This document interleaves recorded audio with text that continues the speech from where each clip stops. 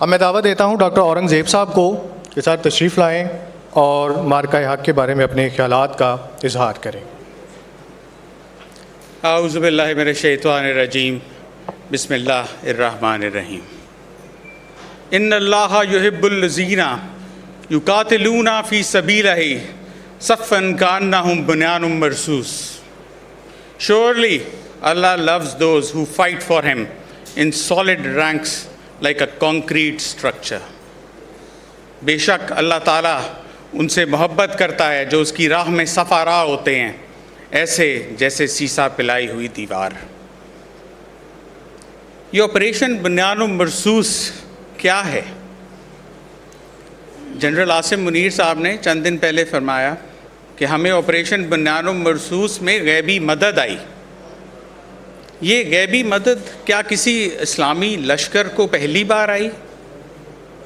نہیں، آج سے 1450 سال پہلے جب 313 نہتے مسلمان 1000 قریش جنگجوؤں کے سامنے صفارا ہوئے تو اللہ تعالیٰ کی طرف سے غیبی مدد آئی اور وہ 313 1000 پر حاوی ہوئے۔ یہی غیبی مدد جو بدر میں ان 313 مسلمانوں کو آئی، وہی غیبی مدد پاک فوج کے لشکر کو پچھلے سال بنیان مرصوص میں آئی۔ یہ فوج وارث ہے اسی لشکر کی جو بدر کے میدان میں صفارا ہوا۔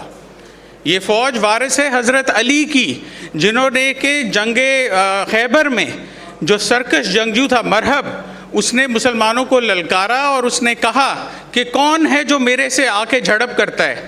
حضرت علی آگے بڑھے اور اتنی شدت سے جھڑپ ہوئی کہ اتنی دھول اڑی کہ نظر نہیں آ رہا تھا کہ کون فاتح ہوگا، علی یا مرہب۔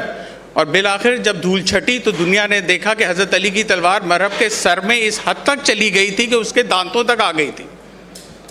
یہ فوج وارث ہے حضرت عمر کی۔ جس دن حضرت عمر ایمان لائے، حضرت جبرائیل حضور پاک کے پاس آئے اور کہا کہ آج عرش پر جشن منایا جا رہا ہے کہ عمر جیسا جنگجو جو ہے وہ مسلمان ہو گیا ہے۔ یہ فوج وارث ہے حضرت خالد بن ولید کی، جس نے رومیوں سے کہا تھا کہ تم اپنی تعداد پر نہ جانا، میں تمہارے لیے وہ فوج لایا ہوں جو کہ موت کو اتنا عزیز رکھتی ہے جتنا تمہیں زندگی عزیز ہے۔ بے شک اس فوج کی ایک عظیم اسلامی تاریخ ہے، لیکن اس کے ساتھ ساتھ پچھلے 78 سال میں اس فوج نے ہمیشہ ہمارا سر فخر سے بلند کیا ہے۔ 1948 میں جب پاکستان نیا معرض وجود میں آیا، ہندوستان کی فوج نے کشمیر پر حملہ کیا اور قبضہ کرنے کی کوشش کی۔ مٹھی بھر قبائلی لشکر نے پاک فوج کے ساتھ مل کر آدھا کشمیر آزاد کروایا، جسے آج ہم آزاد کشمیر کہتے ہیں۔ وہی غزوہ بدر کا جذبہ پھر سے جاگا اور ایک مٹھی بھر فوج کو فتح ہوئی ایک بڑی فوج کے اوپر۔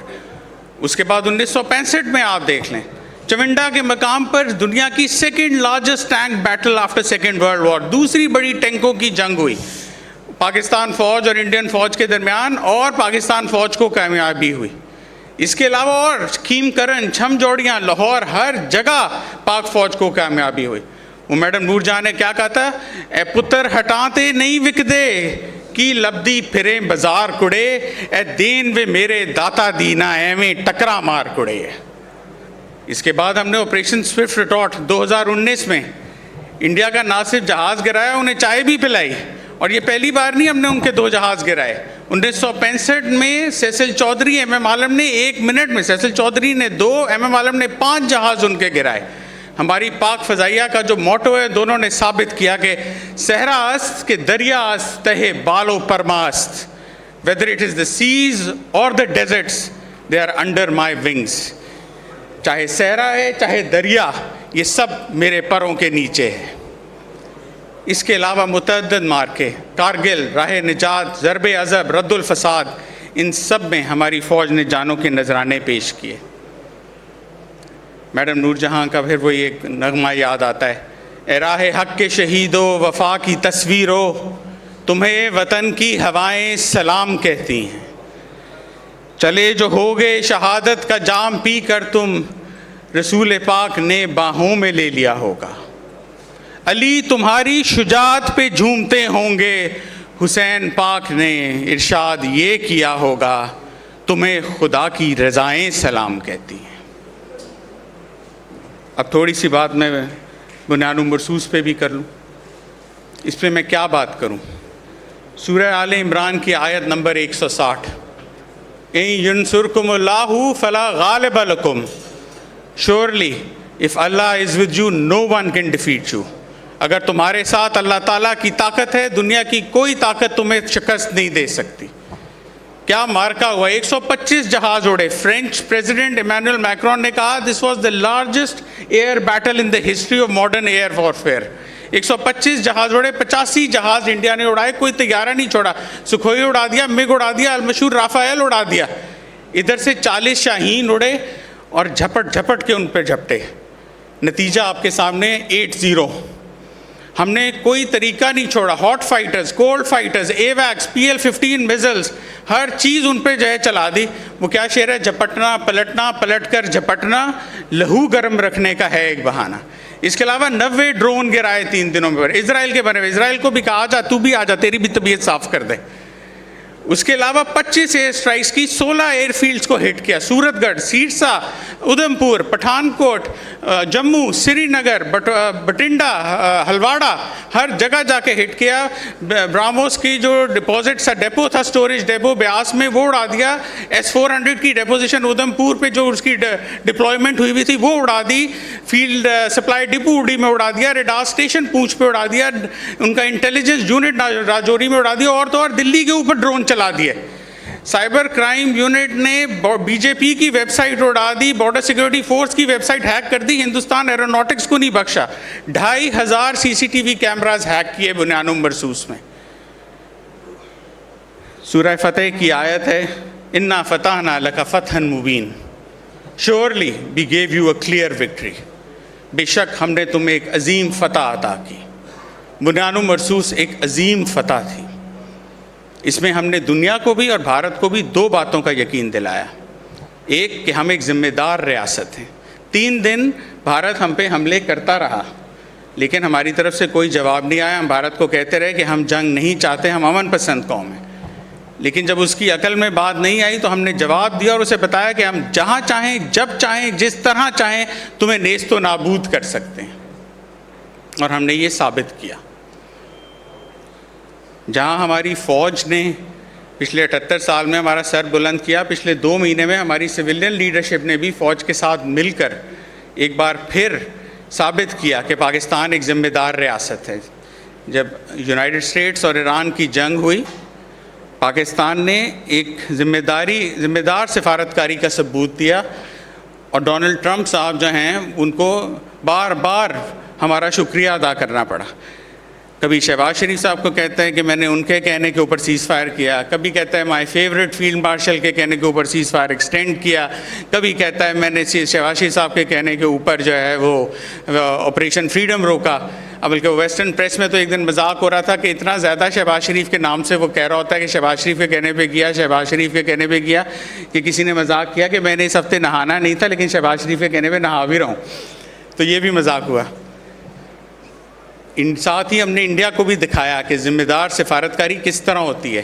وہ جو منہ بنا کے بیٹھا ہے, جس طرح شادی میں ناراض پھپھو ہوتی ہے کہ مجھے کسی نے پوچھا نہیں, اس کو بھی ہم نے دکھا دیا کہ ایک مضبوط سفارتکاری کس طرح ہوتی ہے. اور ساتھ ہی اسرائیل کو بھی دکھا دیا.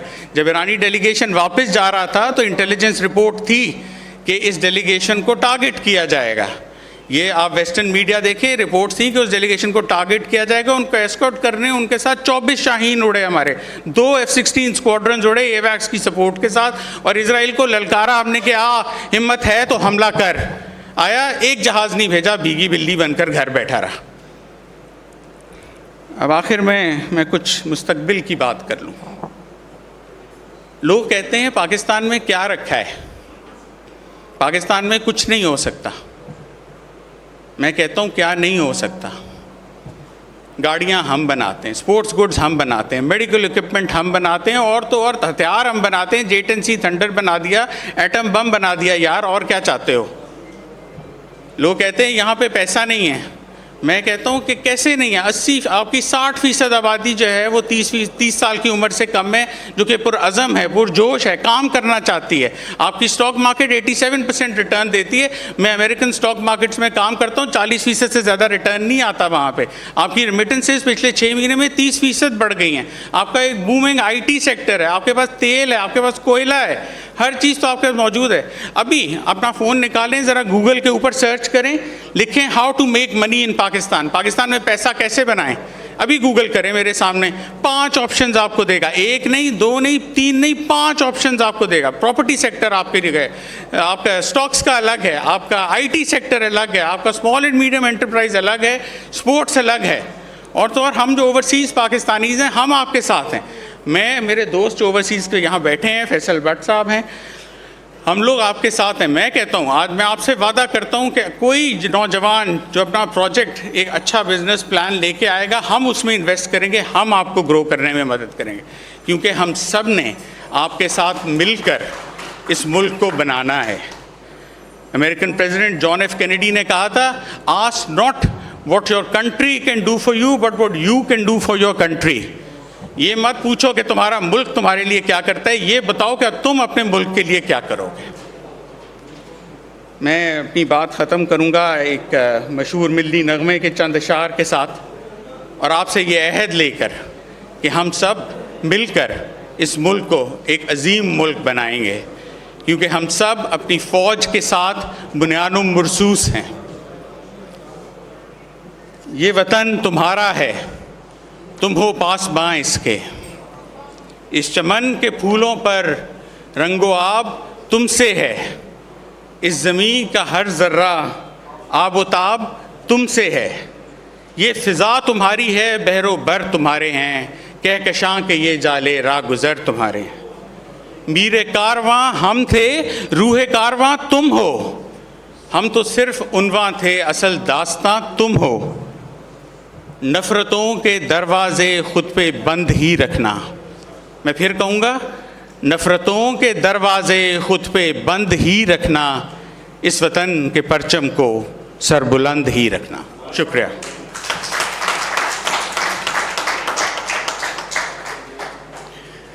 ماشاءاللہ ڈاکٹر صاحب, بہت ہی جذبے سے بھرپور آپ کا خطاب تھا, بڑی اچھی گفتگو تھی آپ کی.